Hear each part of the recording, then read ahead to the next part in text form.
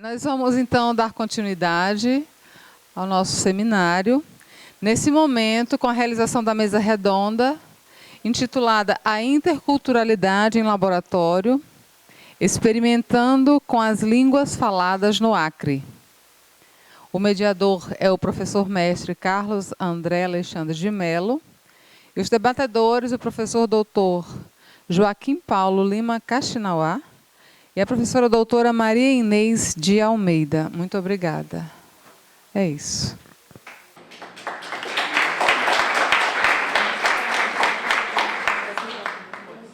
Bom, uma boa tarde a todos. Eu vou ler um texto breve sobre cada um dos debatedores da mesa. O Joaquim Kaxinawa, ele possui graduação em Ciências Sociais pela Universidade do Estado de Mato Grosso, em 2006, graduação em Magistério Indígena pela Comissão Proíndio do Acre e mestrado em Linguística pela Universidade de Brasília e doutorado em Linguística pela Universidade de Brasília também. Trabalhou como técnico pedagógico da equipe de educação escolar indígena no Acre. Tem experiência na área de história, atuando principalmente nos seguintes temas: língua Ranchacun, Kaxinawa, família Pano, história, educação, cultura, índios e educação. Mais recentemente, tem se dedicado à produção de materiais didáticos para a alfabetização e letramento em Ranchacun. A professora Maria Inês de Almeida é graduada em Letras pela Universidade Federal de Minas Gerais, mestre em Estudos Literários pela Universidade Federal de Minas Gerais também, doutora em Comunicação e Semiótica pela Pontifícia Universidade Católica de São Paulo, realizou pós-doutorado no programa de pós-graduação em Antropologia Social da UFRJ, Museu Nacional, orienta pesquisas no programa de pós-graduação em Estudos Literários, nas linhas Literatura e Psicanálise e edição e recepção do texto literário. Pesquisa desde 95 a experiência literária em território indígena. A partir de 2002, como bolsista do CNPq, liderou o núcleo transdisciplinar de pesquisas Literaterras, escrita, literatura, traduções. À frente do grupo, criou o acervo indígena da UFMG, coordenou a área de múltiplas linguagens do curso de formação intercultural de educadores indígenas da UFMG e a edição de obras literárias de autoria indígena produzidas, distribuídas em diversas escolas e terras indígenas do Brasil. Na função de diretora do Centro Cultural UFMG, criou o programa de extensão Muitas Culturas no Centro e o projeto Mira, Artes Visuais. Atualmente atua como professora do programa Visitante Sênior na Amazônia, no programa de pós-graduação em Letras, Linguagem e Identidade da Universidade Federal do Acre, onde coordena o Laboratório de Interculturalidade. A gente tem 2 horas para essa mesa redonda. A gente acordou que cada um teria 40 minutos para falar e depois a gente teria mais 40 minutos para uma conversa entre nós, ok? Quem gostaria de falar? Sekarang na bom, Habipama. Xaraimã. Boa tarde. Então, meu nome é Joaquim Manado, povo Runicuim. Sou lá de Tarauacá e atualmente estou fazendo pós-doutorado aqui na identidade, língua de identidade, no mestrado. E como se trata do 3º seminário sobre culturas e línguas, seria dos povos não indígenas, né? Por isso, complementei 2 povos que estão aqui, 3 com língua portuguesa, né? Não sei se tem mais outras línguas. Mas é isso. Eu estou um pouco ruim da garganta, mas eu trouxe um companheiro para falar no meu lugar. E esse companheiro vai falar sobre um trabalho que há muitos anos eram feitos e depois do contato deixaram de fazer. E aí eles fizeram uma encenação, e é uma duração de 12 minutos, que fala das práticas, uma das práticas que os Runicuim sempre faziam, né? E hoje está no esquecimento.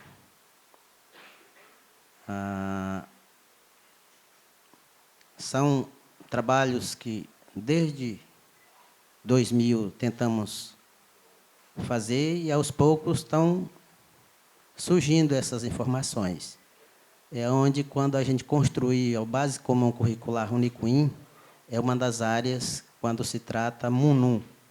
E essa que vai passar é um dos conteúdos dessa área maior, que é o MUNUM.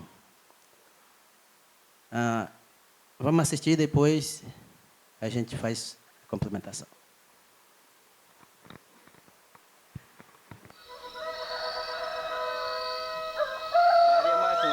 Saya bari saya que pagarin que isso ninguém maki tuku yang maki mato isso e cara semana itu bari saya kira bari casa tairi rabukune bari casa tairi rabukune mai hamarai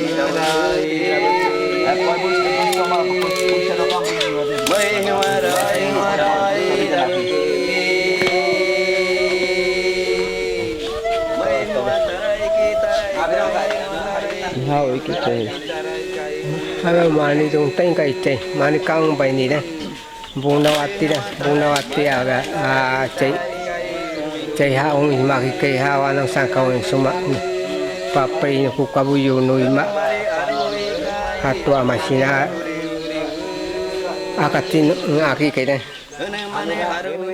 không after san bung tung tanu nara isu kushi kuya sang ni banara nara ati guna ni ina ma es ko mana ko buna asya yun hamang ki yun ya ka hamang kai unsan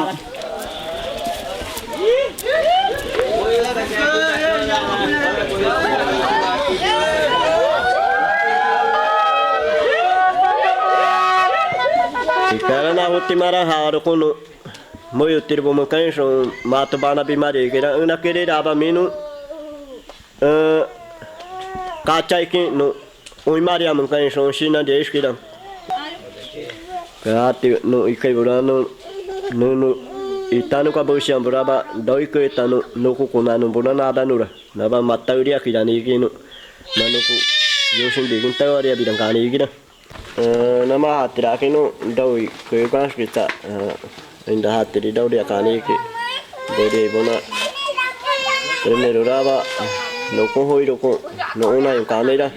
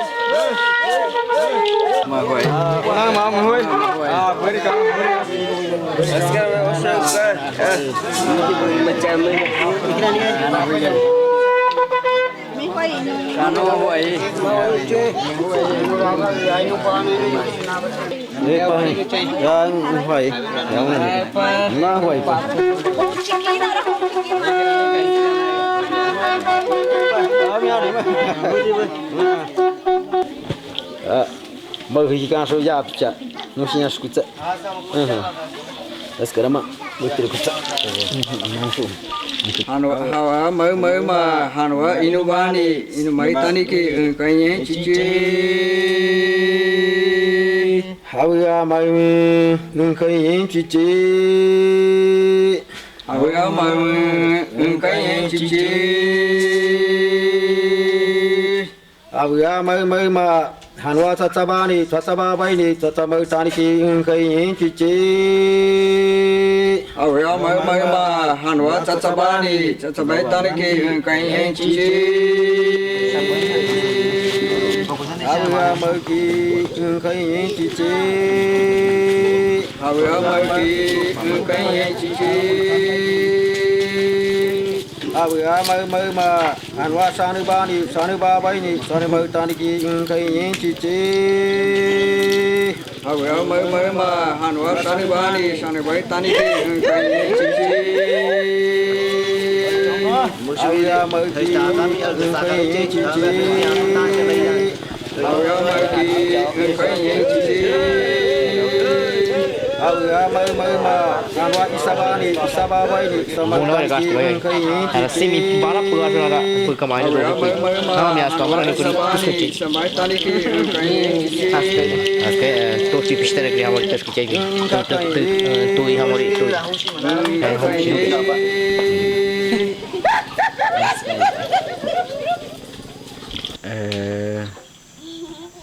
Bunawa kiri nuju pai kaya bunawa dan nukuna gegi nukuna kaya bi kaya boyosa hania chua uini mengkainan chua sabi mengka kiska ha nuju pai kiri na yanura bunawa taping kina samaya bi chana posto mirano ba kristana ne hancha kungkidan ki ha de sharabu bochiko yoni kiyaki Askana bunawa rabe saram bata pita cica kami berdua sekali kak ibu mah beda ibu mah dia bata yausi asa keskaria ikiran dia ber bata ni kak haya mas kian abidan si kia abidan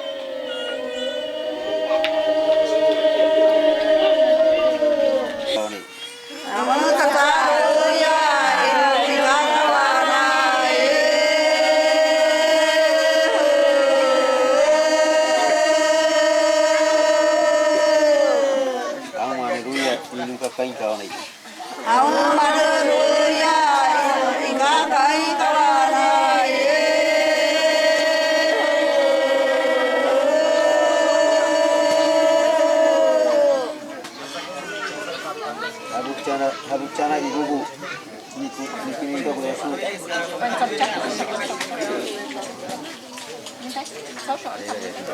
abo cana ibu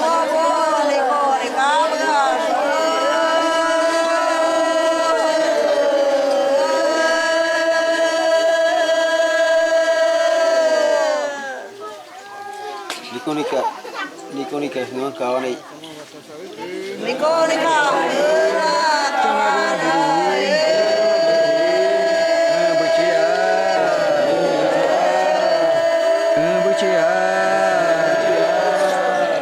na batari bisau ke na samung bata sau ke batari bisau ke buci na samung bata buci na samung bata buci na bata hendu sau ke na samung bata buci na samung bata buci na bata hendu sau ke na bata hendu sau ke buci na samung bata buci na bata hendu sau na bata hendu sau na samung bata buci na samung bata buci na bata ribi sau ke na samung bata sau ke Sama bata sawiku. Chana ruang biru. Nawa buna sawia.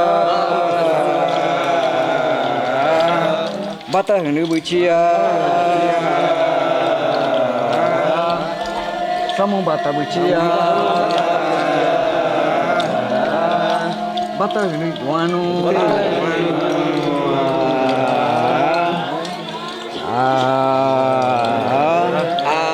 Bata hendu tuanu.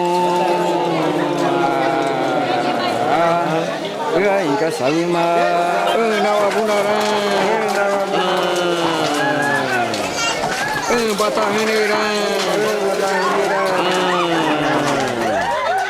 bata henira, uke bobo tosun, shi,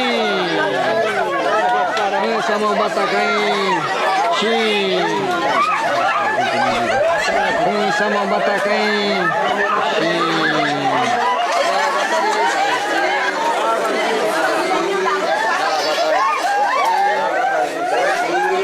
Sama bata sauki. Sama bata sauki. Sama bata sauki. Sama bata sauki. Bucia. Bucia. Sama bata bucia. Chana roa.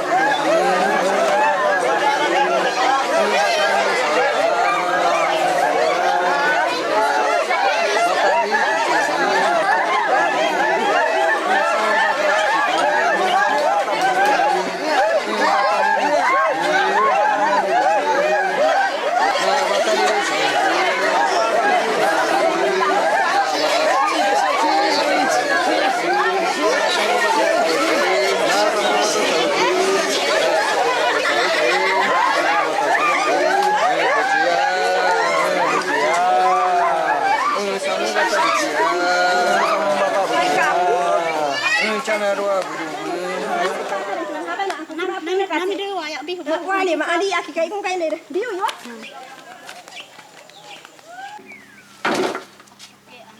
có hôm nào thì nào đi ăn mấy chứ qua lấy ta đi đã qua cả ta hiểu tí đi rồi nó không ta biết hay nó đi cả cái qua là cái thứ hát nó cũng pisang sikian kali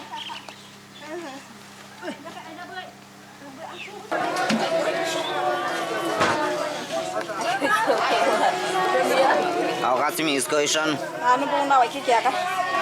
Kung nakiya ko kung nachito si kisro man kaskang ibong po kung kani makabong namin pa hanggang siyam. Niya mapo si kaya po sinu-sinu abong nipke. Askan, makaw bata.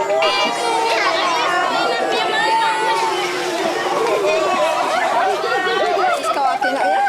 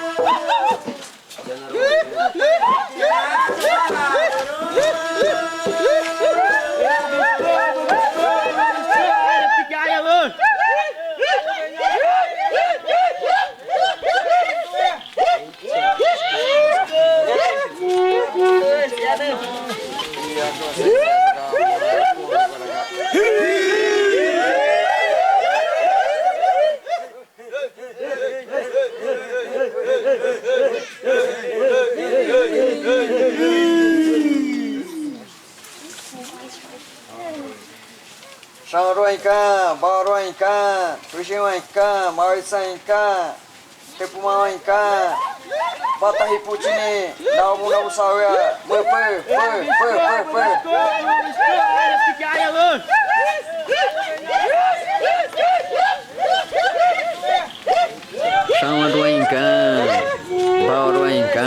Puxiuanca, Mauaisenca, Tupumauanca, Batahi Puchini, Nawabuna Busawia, Mupu,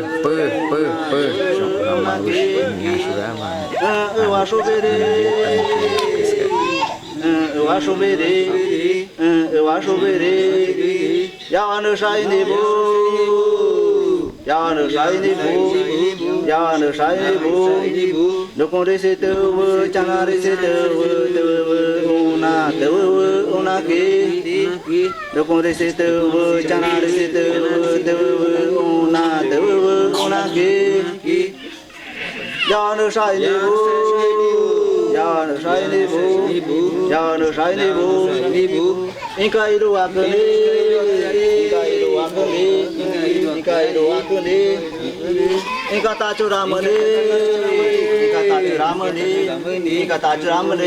Brutanko.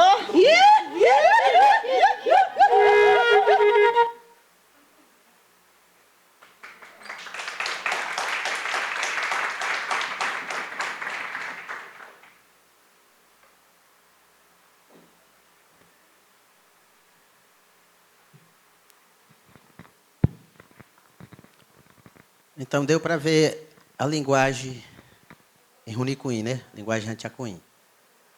Em todas as nossas brincadeiras, nossas festas, nós temos 3 tipos de festas. Cada 3 tipos, nós temos as nossas linguagens, que são representadas quanto dos homens, das mulheres, das músicas. Nós temos a nossa linguagem do dia a dia e temos a nossa linguagem quando nós estamos nesse momento de festividade. E isso é um problema para todos os povos, quanto do mundo, quanto do Brasil, e quanto no Acre, e quanto para os Runicuim, quando a gente não pratica mais isso. Todas as músicas, quanto do Nishipã, do Cachá, do Pacarim, esse modelo é do Pacarim. Está sendo modificada. Na ideia de fortalecer, de querer fazer isso acontecer, muitos jovens estão se apropriando com música a toque de instrumento musical. Isso pode modificar futuramente. E quando se trata de um programa específico, e ainda que o povo não conseguiu ainda identificar ou definir a sua ortografia, um dos materiais principais pode ser o audiovisual. A partir daí é que vai se pensar como escrever ou escrever toda essa história. Nós temos vários materiais que não está escrito. Essa que nós passamos não está escrita ainda. Nós só vamos poder escrever quando nós der conta que é necessário escrever. E aí é a ideia de criar o programa de educação escolar Runicuim para a gente estar trabalhando sobre isso.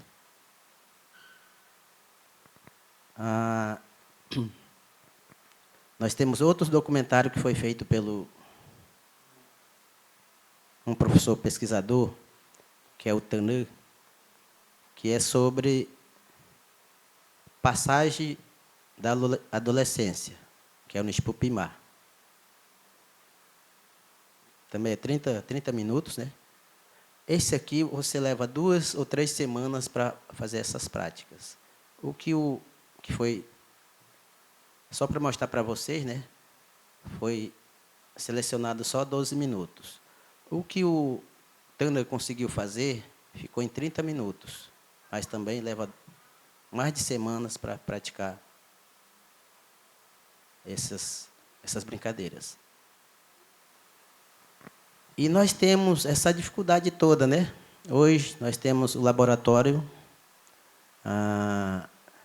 que estamos pensando em, pelo menos, dar uma iniciativa de que isso possa acontecer.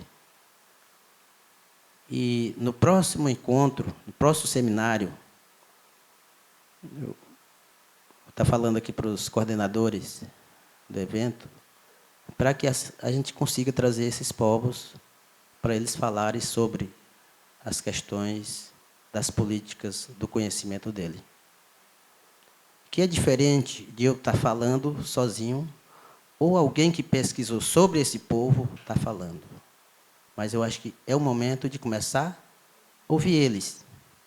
Por mais que ele não saiba escrever, não saiba falar bem o português, mas é bom que a gente ouça a linguagem que ele está usando ali. Porque se a gente não constrói isso, sempre tenho colocado nas minhas apresentações que nós estamos ameaçadas. Em todo momento nós estamos ameaçadas. Agora à tarde vi a parenta apresentando a Poianaua, né? Se referindo à escola, um local de construção. Realmente é um espaço de construir o conhecimento. Mas se a gente não muda a lógica desse aprendizado que veio de fora, a escola pode ser uma outra armadilha, assim como aconteceu há 200 anos atrás, de ser proibido a falar a nossa língua, de ser proibido a praticar os nossos conhecimentos. Por isso, cada povo tem que se organizar. O que tem que ensinar no espaço da escola? Para que isso seja ensinado, tem que formar os próprios professores, que saiba falar a sua língua, que consiga definir a sua ortografia e pensar nessa política de educação escolar de cada povo, e não educação escolar indígena. Educação escolar indígena é aquela que veio, que é só ensinar o conhecimento da língua portuguesa e não a língua de quem está aprendendo. E por isso aqui, há 200 anos atrás, tinha 80 línguas, que eram 80 povos. Hoje nós temos só 16 povos e 13 línguas praticamente ameaçadas. 4 já não falam mais. 4 povos já não falam mais. E veja a situação que nós estamos colocando hoje. E levando essa motivação de que o conhecimento do outro está mais presente do que o conhecimento dos próprios povos. Então, isso é um desafio para nós, quanto Runicuim, quanto outros povos. É um desafio das instituições que cuidam dessa gestão. É um desafio das instituições formadoras. Como pensar uma política que não prejudique o restante que tem. Então, são desafios que eu estou colocando aqui para que a gente possa refletir e não ser uma cobra que nós desenhamos, né? Muitas vezes falo isso, algum que já participou da minha apresentação, né, que nós desenhamos uma cobra engolindo a outra. Essa outra cobra que está engolindo a outra é a língua portuguesa. O que está sendo engolido é o conhecimento desses povos. Então, como vamos sair dessa imaginação, dessas práticas reais que está acontecendo com nossos povos? E nós temos muitos representantes falando num tom com bastante esperança, dizendo: nós vamos fortalecer a nossa língua, vamos fortalecer os nossos conhecimentos, vamos fortalecer as nossas práticas. Eu sei que dentro dele, ele está pensando uma coisa boa, mas fora, na prática, não está acontecendo isso. Então, estou colocando aqui para a gente fazer uma reflexão, né? E sabemos que era bom que tivesse os 16 povos aqui, até os parentes, como aconteceu lá no Xananauá, né? Os Jurá. Nós conseguimos dialogar com ele. E vimos que eles têm outro diálogo. Tem uma outra forma de se expressar para se identificar quem são eles. E é isso que a gente tem que fortalecer. E aqui, como ainda estou com um problema na garganta, queria agradecer à mesa e chamar a Maria Inês, né? Depois, se vocês quiserem perguntar sobre o filme, a gente pode fazer um debate. Obrigado. Abunando, mamãe.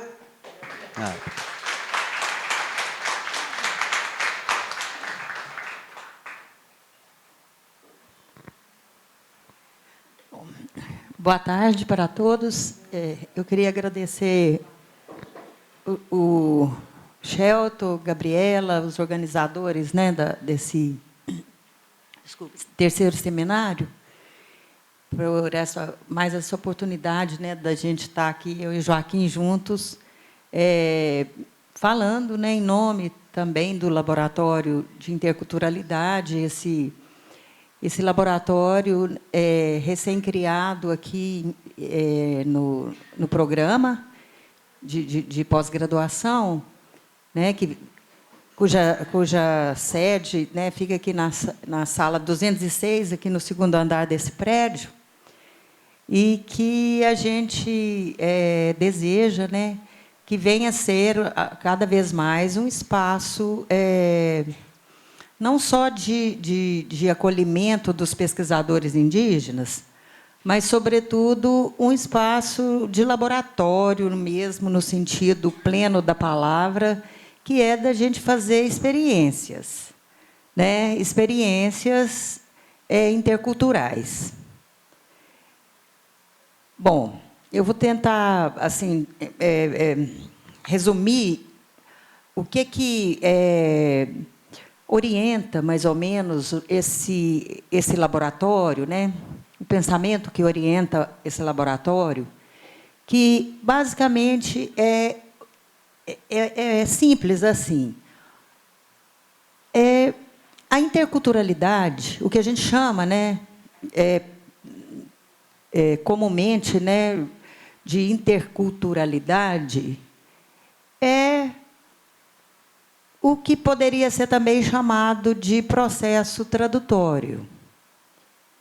Não há nenhuma possibilidade, né, de interculturalidade, portanto, de realização desses processos tradutórios sem a presença do outro. Essas relações elas se dão entre os diferentes falantes, os diferentes sujeitos de fala.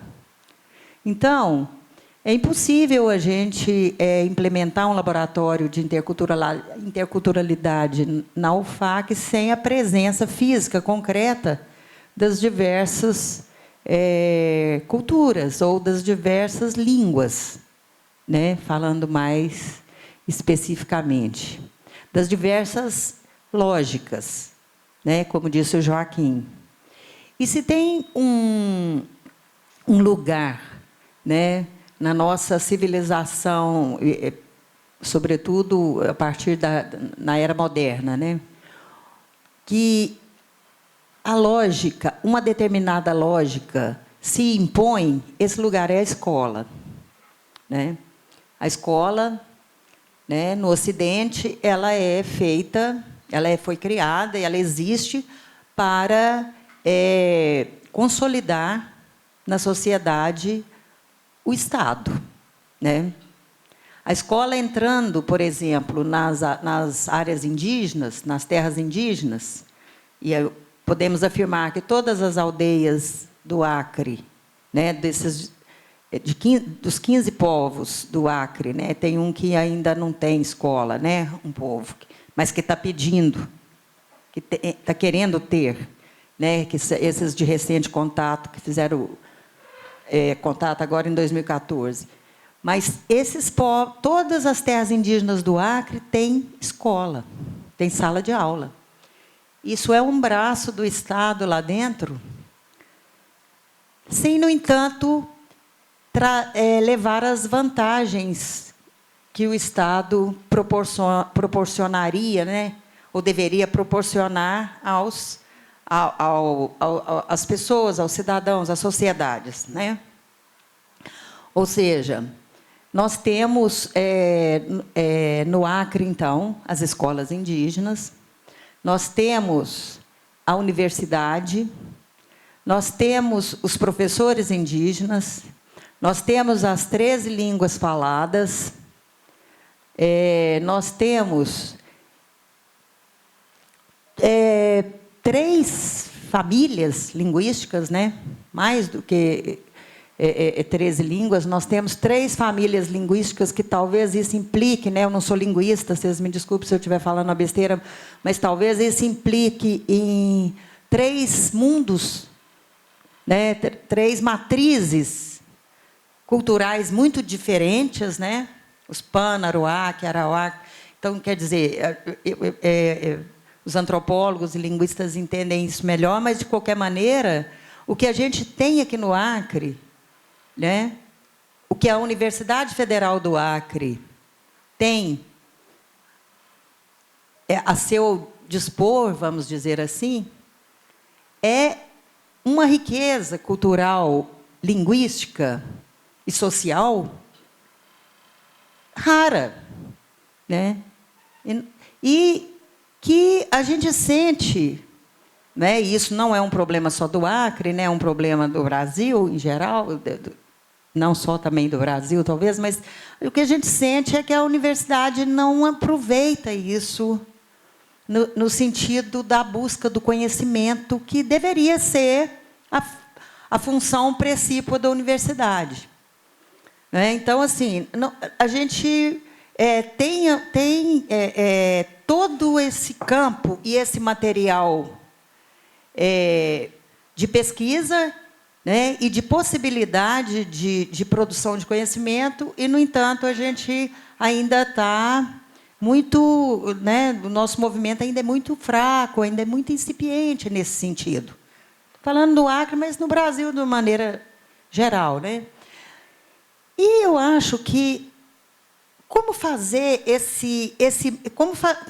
como a gente trabalhar junto para mudar esse movimento, para ir na direção da riqueza, dessa riqueza cultural, né? Dessa riqueza, enfim, dessa riqueza, ao invés de ficar só sofrendo com a pobreza. Porque, na verdade, a gente talvez tenha que dar um salto, né, e reverter o ponto de vista, mudar de posição, mudar de ponto de vista, né, para começar. E começar a enxergar, vislumbrar que há, sim, ali ou aqui, uma grande riqueza. Então, qual que é o movimento, né, que a gente, de alguma maneira, precisa começar a fazer? É isso que a gente, no laboratório, está propondo. Primeiramente, né, o movimento tradutório. Mas isso não é nada simples. E nem fácil, porque a tradução é um processo que, quando você entra nele, você, primeiro, não sai mais.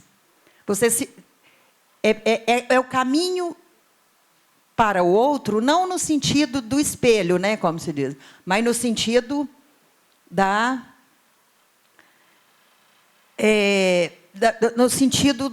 transformação. Não se trata de substituir um texto por outro, substituir um signo por outro, um objeto por outro. Trata-se de se transformar no outro, né? De ir para o terceiro. Não é mais uma relação entre dois. É o terceiro que aparece. Quer dizer, o que é que se produz no momento em que a universidade se abrir mesmo para as presenças corporais indígenas, não só dos corpos das pessoas, mas dos seus textos, né? As suas textualidades, as suas falas, as suas escritas.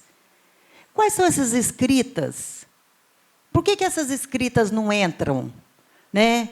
Por que na Universidade do Acre não tem nenhuma disciplina que estuda, por exemplo, o que alfabetiza a gente, ou que não seria alfabetizar o termo, porque não se trata do alfabeto.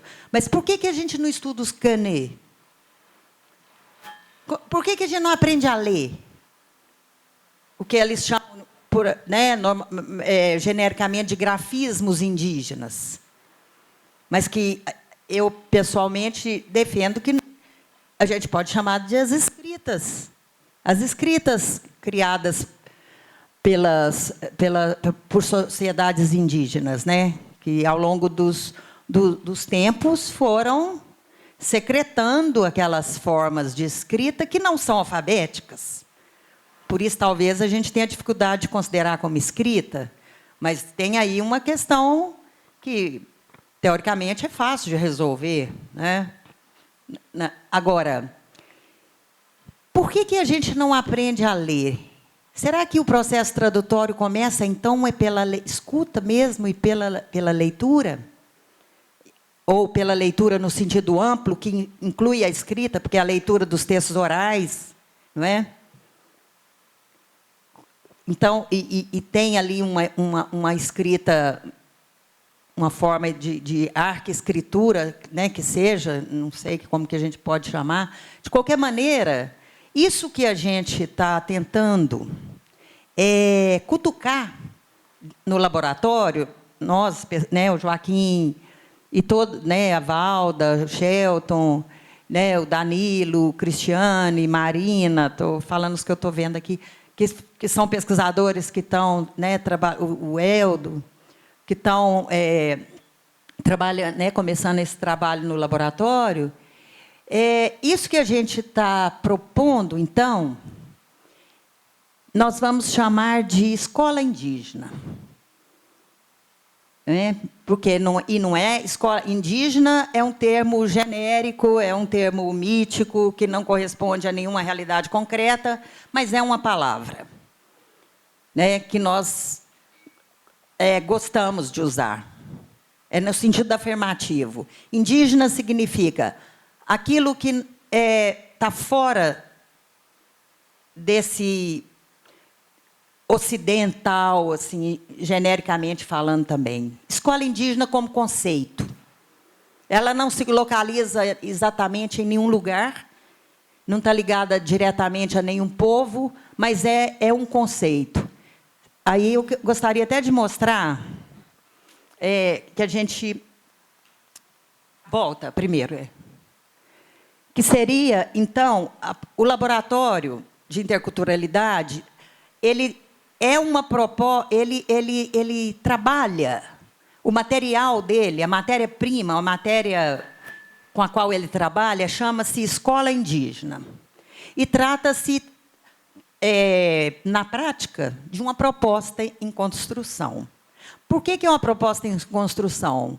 Porque existem as escolas indígenas, sim, que estão pedindo, há muito tempo, apoio à universidade para a formação dos seus professores.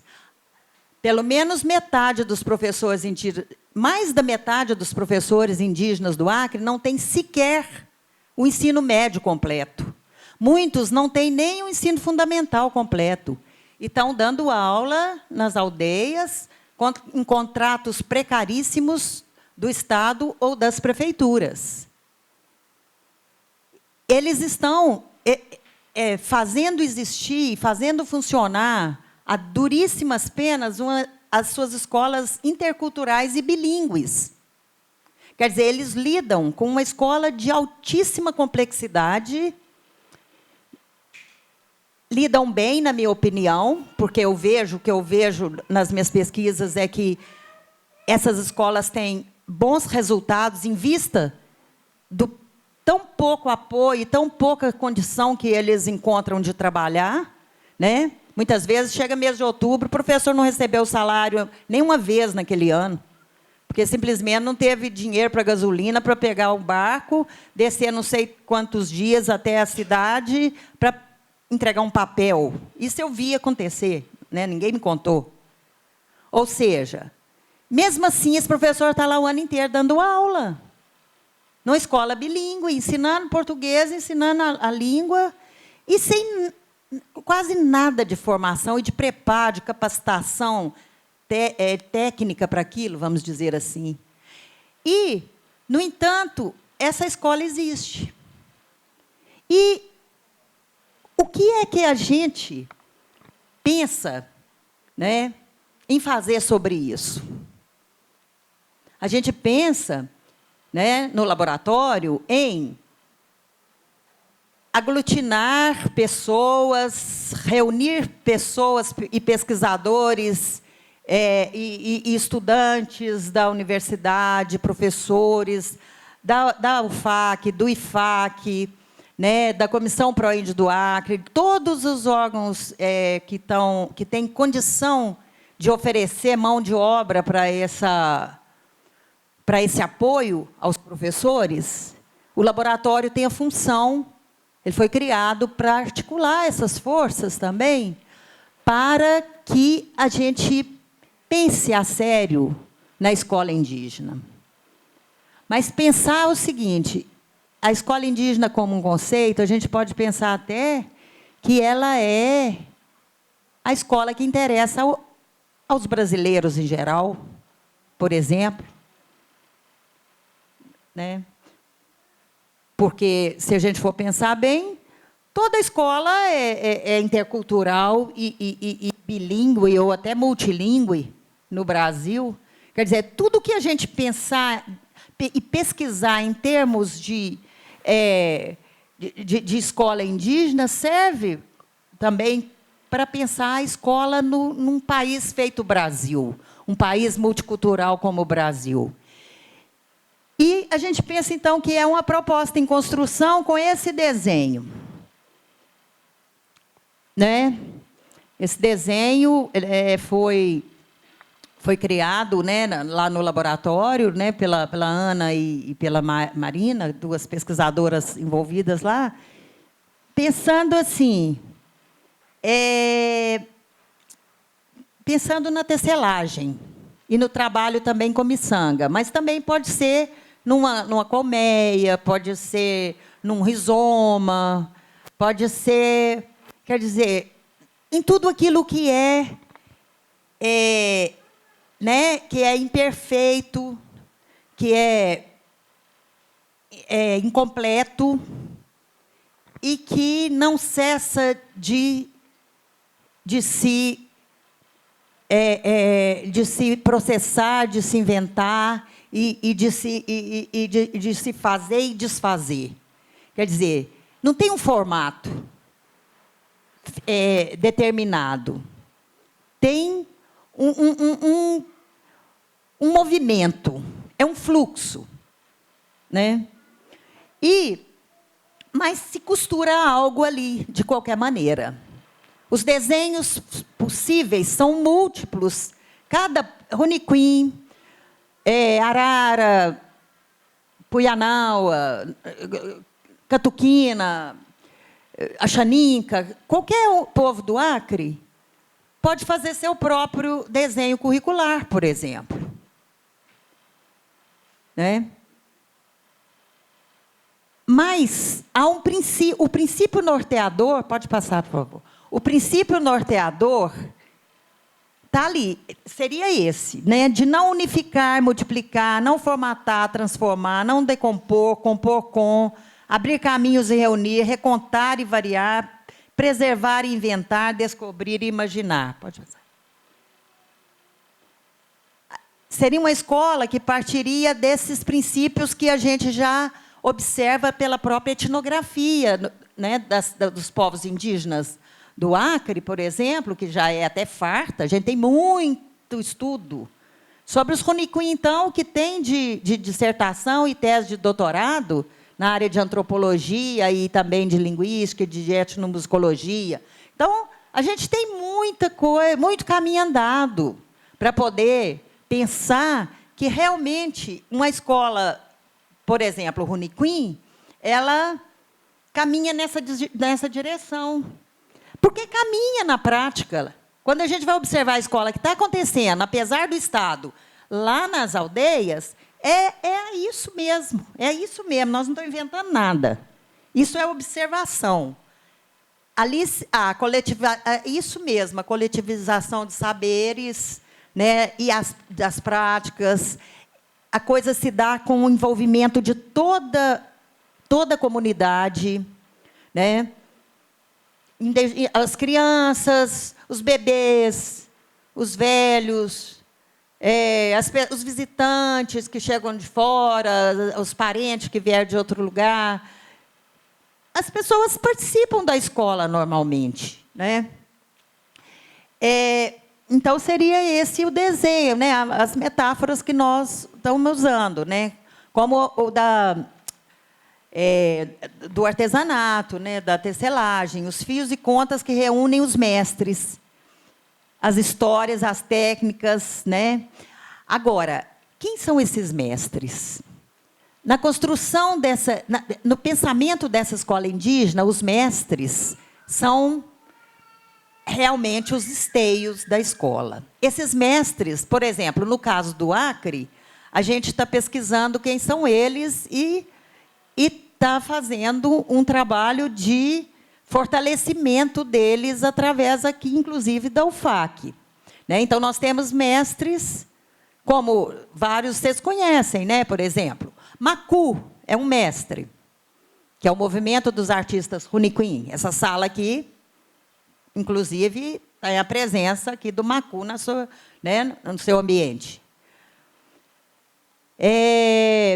O livro vivo, né, do Agostinho Manduca, que até já faleceu, mas o livro vivo continua. É um mestre. Está lá toda a família do Agostinho, lá da aldeia São Joaquim, do Jordão, continua a se articular em torno desse tema, o livro vivo, que são os parques medicinais do Jordão, que tanto o do Abussan quanto o Agostinho é um movimento de organização dos parques medicinais, das plantas que vivem em torno das aldeias e que são as ervas que servem que são as medicinas do povo Runicuim. Todas as aldeias começaram a organizar esses parques, começaram também a escrever sobre eles, a catalogar, a organizar, a fazer.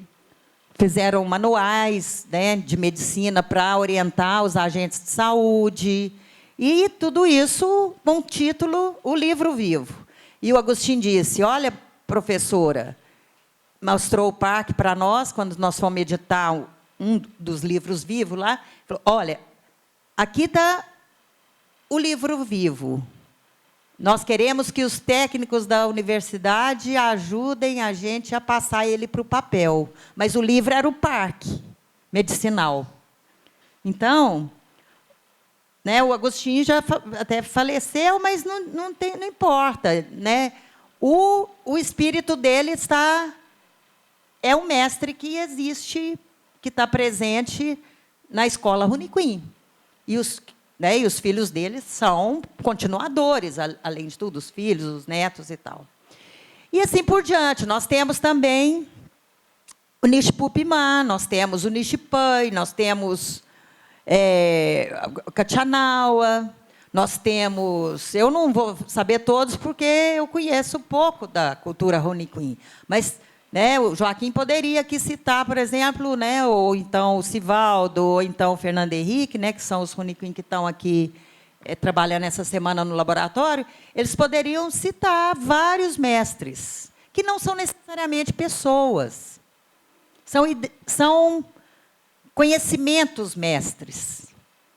E a escola Runicuim, a base curricular Runicuim, que os próprios Runicuim já fizeram ao longo dos últimos anos, e que nós estamos com ela na mão agora, trabalhando para fazer o currículo de formação dos professores Runicuim, né? A pedido deles, nós estamos organizando um curso de magistério para formar esses professores que não têm ensino médio completo.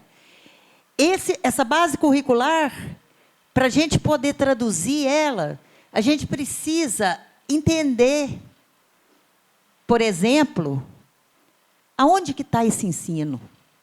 Quem são esses mestres? Como é que nós vamos traduzir isso em linguagem escolar para ser aprovado, por exemplo, pelo Conselho Nacional de Educação? Porque se nós estamos fazendo um convênio com o IFAC, para o IFAC dar certificação para os professores.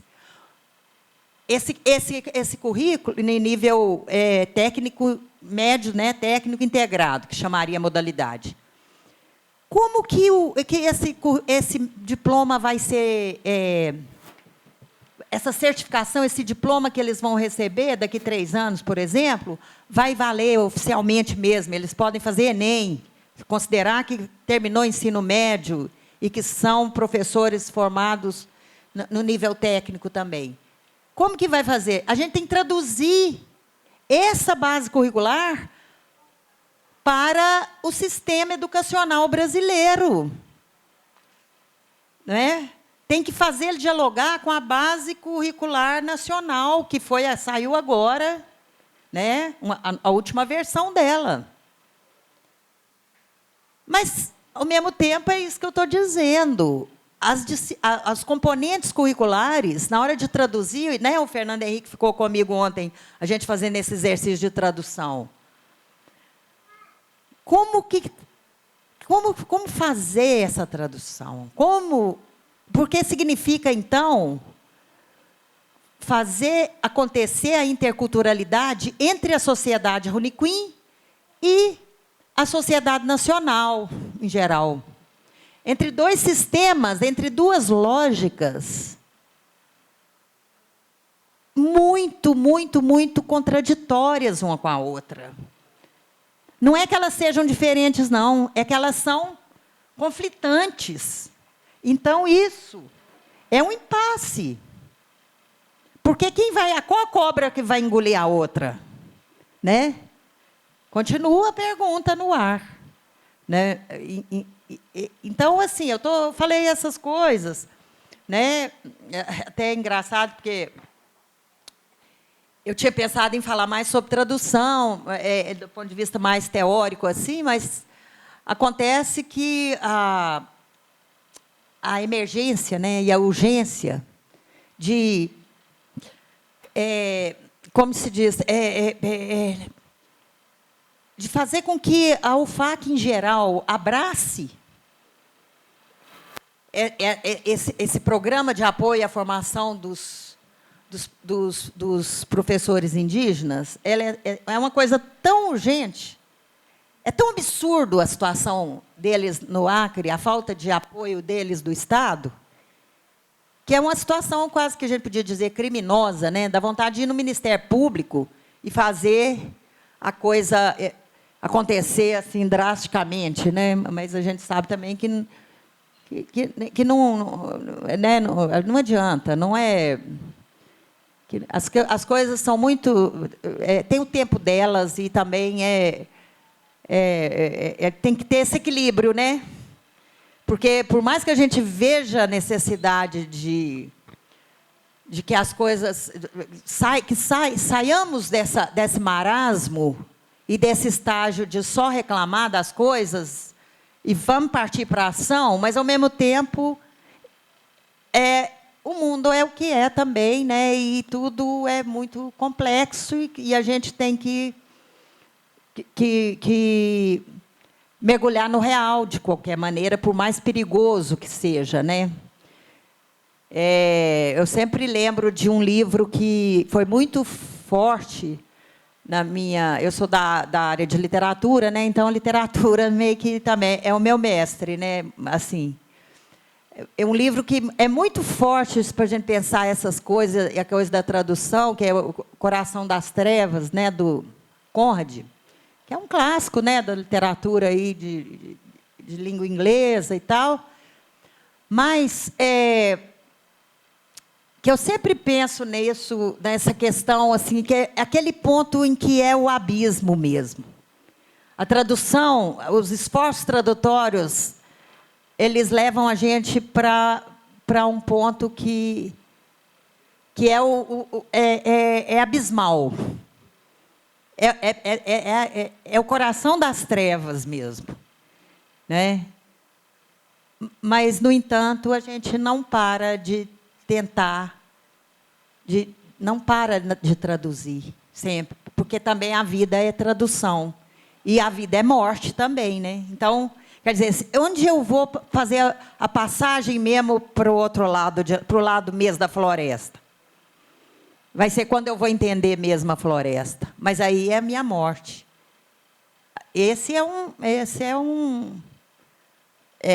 um impasse que, do ponto de vista poético, né, ele meio que fica assim, presente, né? Mas é isso. Obrigada.